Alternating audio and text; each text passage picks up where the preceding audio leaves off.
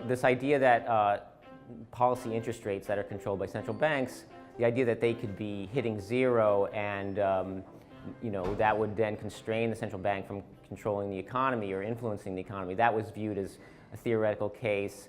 Well, no one expected it to happen, especially for 7 years in a row, and with many central banks facing this situation, something we have to take seriously.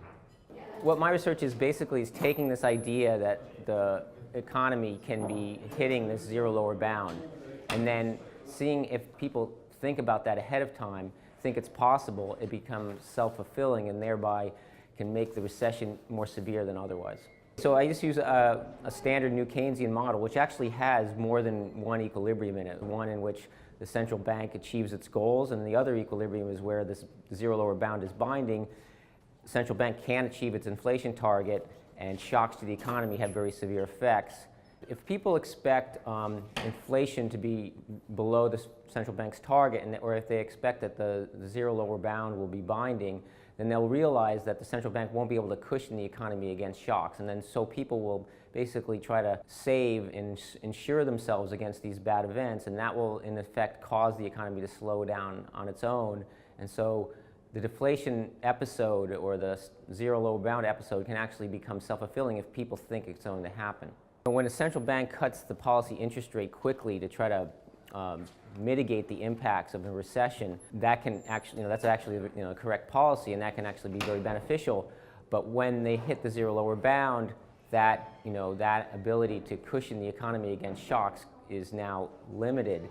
And so then the next time a shock comes along, the central bank won't be able to do anything about it, and then that shock can actually be very damaging to the economy. Well, one takeaway for central banks is that possibly try to do something to avoid hitting the zero lower bound in the first place. And one idea that's been put forward is to try to raise the central bank's inflation target so that there's more room to lower interest rate. And by raising the inflation target, you raise the policy interest rate on average higher than it otherwise would be. And so the next time a recession comes along, there'll be more room to cut interest rates before hitting the zero lower bound. Now that actually, it can actually work in some of the simulations I've done, but there's still a risk if the recession is severe enough that even with, say, an inflation target of 4%, you can still hit the zero lower bound on a fairly frequent basis.